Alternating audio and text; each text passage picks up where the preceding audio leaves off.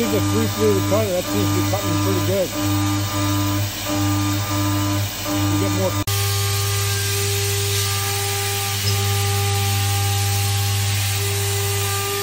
Now we get